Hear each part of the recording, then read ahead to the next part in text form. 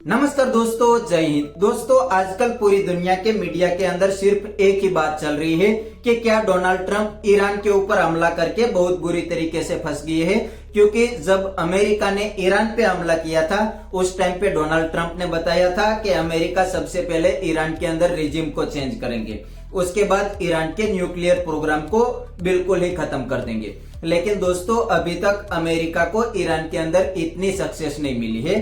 America ने Iran के काफी सारे लीडर को उड़ा दिया है, फिर भी ईरान के अंदर अभी तक रिजिम चेंज नहीं हुई। दोस्तों, यहाँ पर अमेरिका ने ईरान के न्यूक्लियर प्रोग्राम को तो बिल्कुल ही खत्म कर दिया है, लेकिन ईरान की रिजिम चेंज करने में अभी तक अमेरिका कामयाब नहीं हुआ। और दोस्तों, यहाँ पर अमेरिका इस जंग में सिर्फ एक ही प्लान के साथ कूदा था और वो प्लान अमेरिका का ईरान ने बिल्कुल ही फेल कर दिया है। और दोस्तों, अब अमेरिका प्लान बी के ऊपर तेजी से काम कर रहा है, क्योंकि यहाँ से तो अब अमेरिका एग्जिट नहीं कर सकते, वरना अमेरिका की पूरी दुनिया के अंदर जलालत होगी।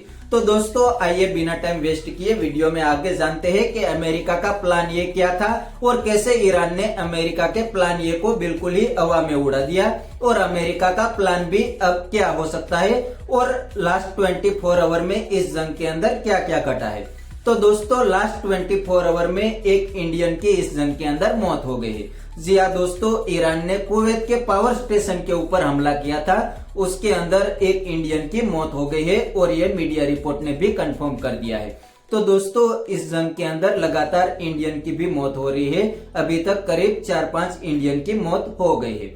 और दोस्तों, अब बात करते हैं कि अमेरिका का प्लान ये क्या था और कैसे ईरान ने अमेरिका के प्लान ये को खत्म कर दिया है। तो दोस्तों, अमेरिका का प्लान ये था कि अमेरिका नेवी और एयरफोर्स से ईरान के ऊपर हमला करेंगे और जरूरत पड़े तो मिसाइल्स यूज करेंगे, लेकिन अमेरिका अपने ट्रूप्स को ईरान के अंदर डिप्लॉय नहीं करेंगे। और ये बात डोनाल्ड ट्रंप ने जब जंग चालू हुई थी उसी दिन ही बता दी थी कि अमेरिका ईरान के अंदर ट्रूप्स को डिप्लॉय नहीं करेंगे, सिर्फ नेवी और एयरफोर्स से हमला करेंगे और ईरान के रिजिम को चेंज कर देंगे। और दोस्तों, प्लान के मुताबिक अमेरिका और इजराइल ने मिलकर ईरान की टॉप लीडरशिप को पहले ही हमले के अंदर निपटा दिया था। उस टाइम पे डोनाल्ड ट्रंप को लगता था कि अब ईरानियन पब्लिक ईरानियन रिजिम को टेक ओवर कर लेंगे, मतलब अमेरिका और इजराइल ने मिलकर ईरान की टॉप लीडरशिप को उड़ा दी है, तो अब ईरान के अंदर कोई नई लीडरशिप कायम नहीं होगी।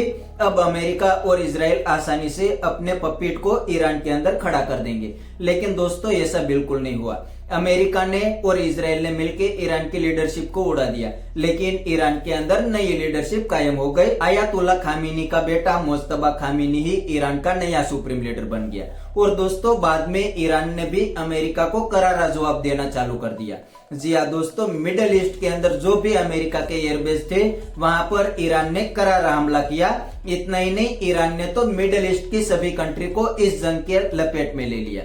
उसके बाद दोस्तों, अब अमेरिका के अंदर एहसास होने लगा है कि सिर्फ अमेरिकन नेवी और अमेरिकन एयरफोर्स ईरान के अंदर रिजिम चेंज नहीं कर सकती। इसीलिए दोस्तों, अब लगातार अमेरिका तेजी से प्लान बी के ऊपर काम कर रहा है। और प्लान बी ये हो सकता है कि अमेरिका अपने ट्रूप्स को ईरान के अंदर डिप्लॉय कर सकते हैं। इसीलिए तो दोस्तों, आपने मीडिया रिपोर्ट देखी होगी कि लगातार अमेरिका अपने ट्रूप्स को मिडिल ईस्ट के अंदर मूव कर रहे हैं, तो इस ट्रूप को ईरान के अंदर अमेरिका डिप्लॉय कर सकते हैं। और दोस्तों, यहाँ पर सबसे बड़ी बात कि अब अमेरिका और इजराइल यहाँ से एग्जिट नहीं कर सकते।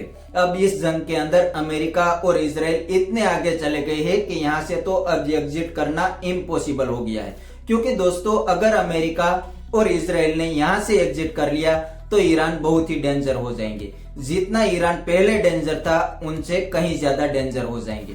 इतना ही नहीं दोस्तों, अमेरिका की भी पूरी दुनिया के अंदर बेइज्जती होगी। क्योंकि जब जंग चालू हुई उस टाइम पे डोनाल्ड ट्रंप ने बताया था कि करीब एक हफ्ते के अंदर अमेरिका ईरान को निपटा देंगे, लेकिन ऐसा बिल्कुल नहीं हुआ। अब अमेरिका को ईरान के अंदर रिजिम चेंज करनी ही पड़ेगी, चाहे कुछ भी हो जाए। इसीलिए तो अमेरिका तेजी से अपने ट्रूप्स को मिडिल ईस्ट के अंदर डिप्लॉय करने लगा है। जंग से पहले ही अमेरिका ने मिडिल ईस्ट से अपने ट्रूप को बुला लिया था, क्योंकि अमेरिका को लगता था कि नेवी और एयरफोर्स ही अमेरिका के अंदर रिजिम को चेंज कर देंगे, लेकिन ऐसा बिल्कुल नहीं हुआ।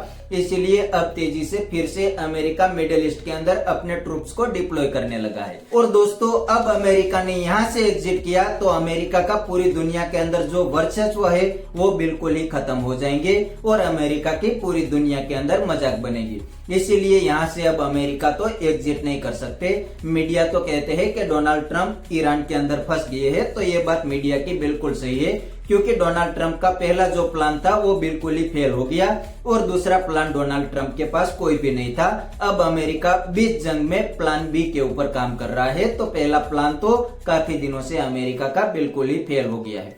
और दोस्तों यहाँ पर डोनाल्ड ट्रंप भी सुबह सुबह ईरान के साथ बातचीत करने की बात करते हैं और शाम होते होते ईरान को बहुत बड़ी धमकी दे देते हैं।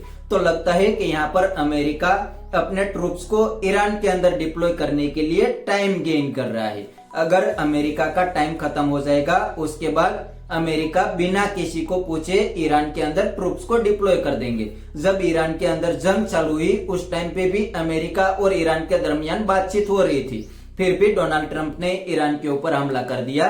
तो लगता है कि अब अमेरिका तेजी से प्लान बी के ऊपर काम कर रहा है, इसीलिए अमेरिका के साथ डोनाल्ड ट्रंप बातचीत करने की बातें कर रहे हैं। लेकिन जब पूरी तरीके से अमेरिकन ट्रूप्स रेडी हो जाएंगे उस टाइम पे डोनाल्ड ट्रंप बातचीत को हवा में ही उड़ा देंगे और ईरान के अंदर ट्रूप्स को डिप्लॉय कर देंगे। तो बस दोस्तों आज के वीडियो में इतना ही। अगर आपको ये वीडियो पसंद आई है तो वीडियो को लाइक शेयर कर दीजिए और चैनल को सब्सक्राइब करना मत भूलिए। थैंक यू, मिलते हैं नेक्स्ट वीडियो में।